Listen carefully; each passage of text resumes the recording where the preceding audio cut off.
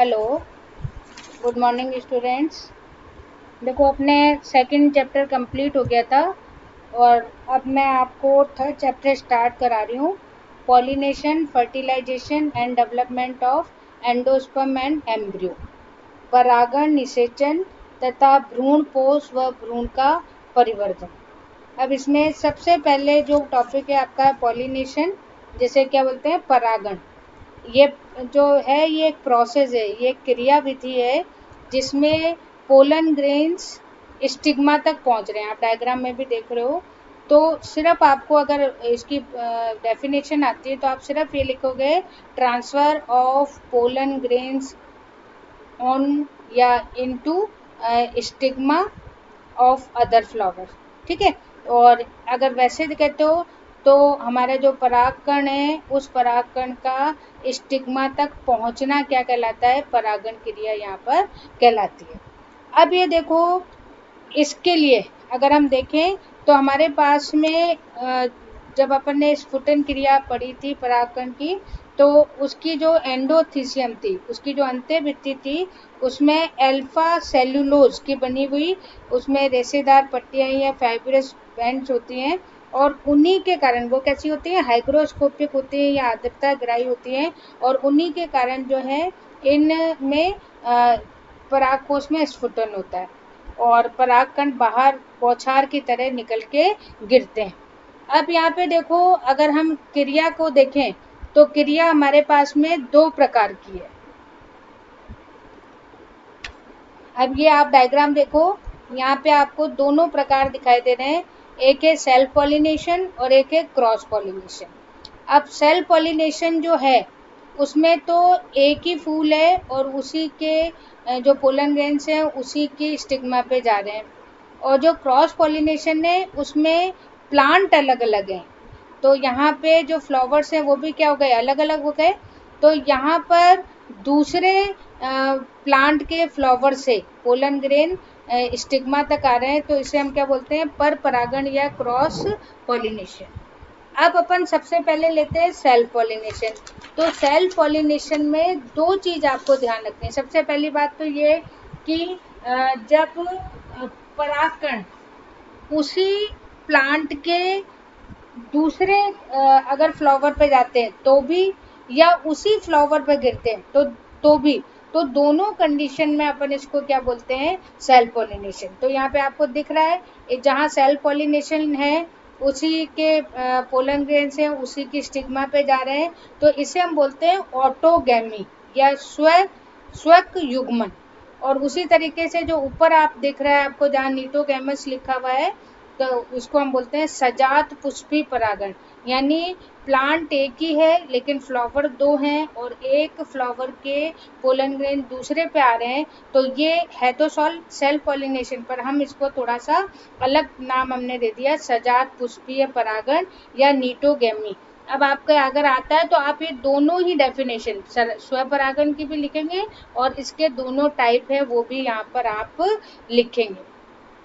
अब यहाँ पे देखो कि सबसे पहली बात तो क्या है कि हमारे पास में इसके लिए जो सेल्फ पॉलिनेशन है उसके लिए कुछ अडेप्टेशन होने चाहिए, कुछ अनुकूलताएं होनी चाहिए जिनसे कि सेल्फ पॉलिनेशन हो। तो उसके लिए सबसे पहली जो यहाँ पर अनुकूलता है वो अनुकूलता क्या है, उभयलिंगिता या बाइसेक्सुअल। अगर फ्लावर बाइसेक्सुअल या द्विलिंगी होगा तो उसमें 100% स्वपरागण या सेल्फ पॉलिनेशन की कंडीशन होगी। दूसरा है समकालपक्वता या होमोगेमी, यानी कि दोनों बाइसेक्सुअल तो है, द्विलिंगी तो है फ्लावर, लेकिन दोनों और जो ऑर्गन है या दोनों चाहे परागकण हो चाहे ओवरी हो, दोनों एक ही टाइम पर मैच्योर भी होने चाहिए। तो उस कंडीशन में भी जो है सेल्फ पॉलिनेशन होता है। तो द्विलिंगी के साथ में समकाल पक्वता भी आवश्यक है। फिर उसके बाद में हमारे पास में एक और एग्जाम्पल है जिसे हम बोलते हैं या अडेप्टेशन है अनुन्य मिल्यता। ये नाम भी थोड़ा सा अलग है और ये है भी बहुत स्पेशल, जिसे बोलते हैं क्लिस्टोगेमी। अब ये जो आप प्लांट देख रहे हो ये प्लांट है किसका, कनकोआ या ये होता है कोमेलिना। अब ये जो प्लांट है, इस प्लांट में दो तरीके के फ्लावर हैं, एक तो लैंड के ऊपर है यानी ओपन है बाहर की तरफ, और एक अंडरग्राउंड है। तो जो ऊपर वाले हैं उनमें तो जो है क्रॉस पॉलिनेशन होगा, पर परागण होगा क्योंकि वो खुला हुआ है। लेकिन जो जमीन के अंदर है वो अंदर है भी और वो खिलता भी नहीं है, यानी कि आप देख रहे हो बिल्कुल बंद है। तो बंद तरीके के हैं, तो इसलिए यहाँ पे 100% या 100% जो है सेल्फ पॉलिनेशन होता है। तो इसको ये वाला एग्जाम्पल आपको अच्छी तरीके से करना है। जो थोड़ा सा अलग होता है, मैं हर समय कहती हूँ उसको ज़्यादा आप प्रेफर करो, तो वो आने की संभावना यहाँ पर ज़्यादा रहती है। अब अपने पास में देखो दूसरी क्रिया है पर परागण, या दूसरा प्रकार है पर परागण, जिसे क्रॉस पॉलिनेशन कहते हैं। और यहाँ आप डायग्राम में देख भी रहे हो कि दो फूल हैं, ये दोनों फूल अलग अलग प्लांट्स के हैं, और यहाँ पर जो है स्टेमन्स एक से दूसरे में ट्रांसफर हो रहा है, तो इसे अपन क्या बोलेंगे, पर परागण। और ये स्व परागण से ज़्यादा आवश्यक है, क्योंकि इससे ही विभिन्नता आती है, इससे ही वेरिएशन आते हैं, और जब विभिन्नता आएगी तो वो जैव विकास या इवोल्यूशन के लिए भी आवश्यक होती है। अब यहाँ पे देखो, जैसे अपन ने स्व परागण में कुछ अनुकूलताएं या अडेप्टेशन पढ़ी थी, तो यहाँ पर भी है कुछ अडेप्टेशन होगी। तो उस कंडीशन में 100% जो है पर परागण की संभावना रहती है। तो अपने पास में अब देखो, इनमें सबसे पहला है स्वबंधितता या सेल्फ स्टेरिलिटी। ये मैं आपको एग्जांपल जो फ्लावर्स दिखा रही हूँ, ये किसके दिखा रही हूँ, अंगूर के। अब इसमें क्या होता है कि इसमें मेल भी फीमेल भी सब मिलेंगे, लेकिन किसी कारणवश जो पोलन ग्रेन्स हैं वो पोलन ग्रेन्स स्टिग्मा पे या वर्तिकाग्र पर जर्मिनेट नहीं होते हैं। कारण कुछ भी हो सकता है, तो ऐसी स्थिति को हम क्या बोलते हैं, स्वबंधितता। कि किसी कारणवश अगर ये अंकुरित नहीं हो रहा है परागकण, कारण कुछ भी हो सकता है, तो ऐसी स्थिति को हम क्या बोलते हैं, सेल्फ स्टेरिलिटी या स्वबंधितता। तो ये पहली अनुकूलता हो गई। दूसरी है एक लिंगिता या यूनिसेक्सुअलिटी। अब ये जो मैं आपको दिखा रही हूँ, ये तोरई जो होती है उसके पुष्प हैं, और इसमें देखो कि इसमें एक ही पौधे पे आपको मेल फ्लावर अलग मिलेगा और फीमेल फ्लावर अलग मिलेगा, तो यूनिसेक्सुअलिटी है इसमें। और आप डायग्राम में भी देख रहे हो कि जो मेल है उस मेल में केवल पराग या स्टेमन्स ही हैं, और जो फीमेल है उसमें केवल आपको गाइनोसियम दिखाई दे रही है। तो इस तरीके से भी जो है इनमें भी 100% जो है पर परागण होता है। इसके और भी एग्जाम्पल है, जैसे पपीता है तो पपीता में भी होता है। बाकी जो कुकुरबिटा यानी कि जितनी अपनी कुकुरबिटेसी ये बोलते हैं फैमिली, उसमें आपको अधिकतर एक लिंगी पुष्प मिलेंगे, और उनमें जो परागण होगा वो कैसा होगा, पर परागण क्रिया। नेक्स्ट अपने पास में है भिन्न काल पक्वता, या जिसे हम बोलते हैं डाइकोगेमी। अब यहाँ पे देखो मैं आपको दो फ्लावर्स दिखा रही हूँ। इसमें क्या है कि फ्लावर्स है क्या कहना चाहिए, द्विलिंगी भी है, लेकिन इसमें जो है कोई एक, चाहे वो मेल हो चाहे फीमेल हो, एक समय में एक ही पहले परिपक्व होता है, मैच्योर होता है, तो वो कंडीशन क्या कहलाती है, भिन्न काल पक्वता। जैसे आपने स्वपरागण में समकाल, यानी उसमें दोनों एक साथ मैच्योर होने चाहिए, यहाँ पे दोनों एक साथ मैच्योर नहीं होते हैं। जैसे पहले वाला आपको दिख रहा है प्रोटेंड्री, यानी कि इसमें जो है स्टेमन्स जो है पहले परिपक्व होंगे और स्टिग्मा या ओवरी बाद में होगी। और जो नीचे आप देख रहे हो प्रोटोगाइनी, इसमें क्या हो रहा है, पहले फीमेल डेवलप हो रही है और बाद में मेल डेवलप होगा। तो इस तरीके से ये दोनों आप एग्जाम्पल करो, और ये एग्जाम्पल भी यहाँ पे इम्पोर्टेंट है। जैसे कि अगर पहले हो रहा है तो उसे हिंदी में हम बोलते हैं पूर्वता, अगर मेल डेवलप हो रहा है तो उसे हम बोलते हैं पूर्वता, और अगर फीमेल डेवलप होती है तो उसे हम क्या बोलते हैं, स्त्री पूर्वता। जो पूर्वता है उसमें अपने पास में ब्रेसिकेसी सरसों वाला है, चंपा है, बरगद ये हैं, रोजेसी कुल है, इनके पौधे आते हैं। और जो स्त्री पूर्वता है उस स्त्री पूर्वता में जैसे चंपा है, बरगद है, अरिस्टोलोकिया है, तो ये कुछ फ्लावर्स हैं जिनमें कि मेल से पहले, नर से पहले जो है स्त्री या फीमेल पार्ट है वो डेवलप हो जाता है। तो ये भी यहाँ पे एक इम्पॉर्टेंट है। अब देखो एक एग्जाम्पल मैं आपको एक अडेप्टेशन या अनुकूलता और करा रही हूँ, हर्कोगेमी। अब ये फ्लावर आप देख रहे हो, इसमें एंथर हैं छोटे और स्टिग्मा है बहुत बड़ी। तो ये जो हर्कोगेमी है इसमें संरचनात्मक अवरोध पाया जाता है, यानी स्ट्रक्चरल बैरियर। जो फ्लावर है वो भी बाइसेक्सुअल है, दोनों मैच्योर भी हो रहे हैं, लेकिन उसके बाद भी सेल्फ पॉलिनेशन नहीं हो रहा है। क्यों? इनकी संरचना यानी कि स्टिग्मा है वो बहुत लंबी है, वहां तक एंथर्स के जो परागकण या पोलन ग्रेन है वो नहीं पहुंच पाएंगे। तो इस कंडीशन में जो है पोलन ग्रेन्स मैच्योर होके नीचे गिर जाते हैं। और ये जो एग्जाम्पल है, ये एग्जाम्पल कौन सा है? ग्लोरियोसा, ये फ्लावर है जिसमें कि ये क्रिया इस तरीके की होती है। बाकी आंकड़े में भी होती है, कैरियोफिलेसी में भी होती है। तो ये कुछ यहाँ पर एग्जाम्पल हैं, ये डायग्राम आपको देखना है। इसके बाद में देखो पांचवा है विषमवर्ती कात, हीट्रोस्टाइली। अब इसमें देखो ये एक फ्लावर है प्रिमूला का, और ये बहुत इंपॉर्टेंट है। इस प्लांट में दो तरीके के आपको फ्लावर्स दिखाई देते हैं। एक जो फ्लावर है जो आपको पहले पिन दिख रहा है, तो पिन में क्या आपको दिख रहा है कि जो स्टेमन्स हैं वो ज़्यादा लंबे हैं और स्टिग्मा छोटी है या स्टाइल छोटी है, इसलिए जो है वो नीचे है। और जो थ्रम है उस थ्रम में आपको गाइनोसियम बड़ा दिख रहा है और पुंकेसर छोटे दिख रहे हैं। तो इस कंडीशन में भी जो है इसमें सेल्फ पॉलिनेशन नहीं होगा, 100% क्या होगा? पर परागण या क्रॉस पॉलिनेशन। और यहाँ पे एक क्वेश्चन और आता है कि कभी पूछा जाता है कि द्विरूपी पुष्प किसे कहते हैं या डाइमॉर्फिक फ्लावर्स किसको कहते हैं?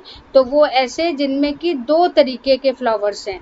तो यहाँ पे ये इसका बेस्ट एग्जाम्पल आपके पास में है। अब देखो अपने अनुकूलताएं भी हो गई, अब मैं आपको इसकी विधियां करा रही हूँ कि किस किस तरह की, यानी अब यहाँ माध्यम की बात आ रही है कि कौन कौन से माध्यम या जिनको आप साधन भी कह सकते हो, एजेंट भी कह सकते हो, और ये आपके भौतिक भी हो सकते हैं और ये आपके जैविक भी हो सकते हैं, यानी फिजिकल भी हैं और आपके बायोलॉजिकल भी एजेंट है जिनसे कि ये परागण क्रिया होती है। इसमें सबसे पहली है वायु परागण, जिसे हम बोलते हैं एनिमोफिली। हिंदी मीडियम वाले एनिमोफिली नाम भी याद रखें क्योंकि कभी कभी इस नाम से भी आता है। अब इसमें क्या है कि हवा द्वारा, वायु द्वारा जो है परागकण एक पुष्प से दूसरी पुष्प पर पहुंचते हैं। अब इसमें ये ज़्यादा इम्पोर्टेंट नहीं है, ये है कि आता भी है कि पोलन ग्रेन्स की क्या करना चाहिए, कैरेक्टर्स लिखिए जिनसे कि इनमें वायु परागण या एयर द्वारा पॉलिनेशन होता है। तो इसमें जो पोलन ग्रेन्स हैं वो छोटे होने चाहिए, संख्या में ज़्यादा होने चाहिए, हल्के होने चाहिए, चिकने होने चाहिए, शुष्क यानी ड्राई होने चाहिए। तो उन ऐसे जो परागकण, ऐसे जो पोलन ग्रेन्स हैं उनमें बाय एयर इजीली जो है मूवमेंट होता है। अब जैसे आपने घास वगैरह में देखा होगा तो इनमें, इनके परागकण में छोटे छोटे पंख भी पाए जाते हैं या बालों जैसी स्ट्रक्चर भी पाई जाती है, जिससे कि ये और भी ज़्यादा हल्के हो जाते हैं और एक जगह से दूसरी जगह पर पहुंच जाते हैं। तो ये वाला होता है कौन सा? वायु परागण। अब दूसरा है यहाँ पे जल परागण, जिसे बोलते हैं हाइड्रोफिली, और इस ये मतलब जल द्वारा है, यहाँ माध्यम क्या है? जल है। तो अब आप ये नहीं कहोगे कि सभी पौधों में, जो जलीय पौधे उनमें जल के द्वारा होता है, कुछ अपने पास ऐसे भी हैं जिनमें हवा से भी होता है, इंसेक्ट से भी होता है, खैर उससे अपने को मतलब नहीं है। लेकिन जब ऐसी कोई बात आए तो आपको ये चीज़ हमेशा ध्यान रखना है कि सभी जलीय पौधों में जल के द्वारा परागण नहीं होता है। अब यहाँ पे देखो इसको भी दो भागों में बांटा हुआ है, एक तो है अधोजल और एक है अधिजल, यानी हाइफीड्रोफिली यानी अधोजल और एपिड्रोफिली यानी कि अधिजल। अब इसमें दोनों में अंतर क्या है कि जो हमारी हाइफीड्रोफिली है, इसमें क्या है कि जो प्लांट है वो प्लांट क्या होता है कि पानी के अंदर डूबा हुआ होता है, जिसे अपन क्या बोलते हैं, निमग्न या सबमर्ज्ड प्लांट। और इसमें अंदर ही अंदर, पानी के अंदर ही परागण क्रिया होती है। जबकि जो अधिजल वाला है इसमें आपको जो मैं एग्जांपल ये वेलिसिनेरिया का दे रही हूँ, इसमें आप देखो जो वाटर लेवल है उसके ऊपर जो है मेल फ्लावर और फीमेल फ्लावर आपको दिखाई दे रहे हैं। तो ये पानी की सतह पे होता है, इसलिए इसको अधिजल कहते हैं। जो पानी के अंदर होगा उसे हम क्या बोलते हैं, अधोजल। और जो अधिजल है उसका बेस्ट एग्जांपल आपके पास में यहाँ वेलिसिनेरिया दिखाई दे रहा है, तो ये इसका बेस्ट एग्जांपल है।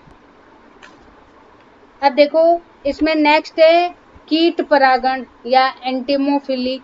अब ये है सबसे इम्पॉर्टेंट। सबसे इम्पॉर्टेंट क्यों है, क्योंकि 80% जो फ्लावर्स है उसमें कीटों द्वारा या इंसेक्ट द्वारा ही पॉलिनेशन होता है। क्यों, क्योंकि हमारे एनिमल में सबसे ज़्यादा अगर कोई कैटेगरी है तो किसकी, इंसेक्ट की या कीटों की। और इसके लिए भी कुछ अनुकूलताएं होनी चाहिए या कुछ कैरेक्टर होने चाहिए फ्लावर में, जैसे वो कलर्ड होना चाहिए, अट्रैक्टिव होना चाहिए, उसमें से खुशबू आनी चाहिए, उसमें नेक्टर होना चाहिए। तो ये सब क्या करते हैं, कीटों को अट्रैक्ट करते हैं, तो उनमें जो है पॉलिनेशन बहुत ज़्यादा पाया जाता है। और आपने देखा भी है कि फ्लावर्स अधिकतर कैसे होते हैं, बहुत ज़्यादा अट्रैक्टिव होते हैं, खुशबू आती है, इसीलिए कीट उनसे आकर्षित होकर ये काम करते हैं। नेक्स्ट है पक्षी परागण यानी ऑर्निथोफिली, यानी कि पक्षी द्वारा। अब यहाँ पे आप डायग्राम देख रहे हो, ये बहुत छोटा सा पक्षी होता है जिसे हेमिंग बर्ड बोलते हैं, गुंजन पक्षी बोलते हैं। और ये पुष्प के अंदर घुस के उसमें से चाहे नेक्टर हो, परागकण है, उसको वो खाने के लिए लेके आता है, और उसी चक्कर में इसके पंखों पर जो है परागकण चिपक जाते हैं, और जब ये दूसरे पुष्प पे जाता है तो वो परागकण गिर जाते हैं। तो तंबाकू है या फिर कई और पौधे हैं, उनके अंदर एरिकेसी क्या है, कैलिस्टेमोन है। तो ये कुछ फ्लावर्स हैं जिनमें जो है बर्ड्स द्वारा परागण क्रिया यहाँ पर होती है। अब देखो एक एग्जाम्पल मैं आपको दिखा रही हूँ चमगादड़ द्वारा, यानी कि चिरेप्टोप्टिली, ये अक्सर आता है चिरेप्टोप्टिली। इसमें देखो चमगादड़ है, ये चमगादड़ आपको पता है कि रात में घूमता है या उड़ता है। और हमारे पास में कुछ ऐसे पेड़ भी हैं जिनके पुष्प रात में खिलते हैं, कदम्ब है, कचनार है, बाल मखीरा है। तो इसलिए जो है इन पौधों में चमगादड़ द्वारा परागण होता है, और ये इम्पॉर्टेंट भी है, इसको अच्छी तरह से याद करना। एक एग्जाम्पल मैं आपको दिखा रही हूँ, इसमें ऑर्किड्स है। इन ऑर्किड्स में घोंगे या स्नेल द्वारा होता है। तो ये कुछ ऐसे स्पेशल हैं जिनको आपको अच्छी तरीके से याद करना है।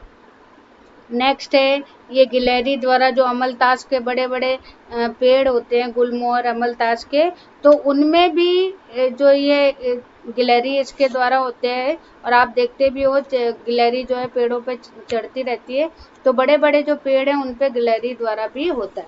तो आज ये अपना इसका कंप्लीट हो गया। अब अपन आगे करेंगे। ये दोनों आप प्रकार कर लोगे। इसमें जो अपवाद हैं वो अपवाद यहाँ पर ज़्यादा इम्पोर्टेंट होते हैं। Okay, thank you.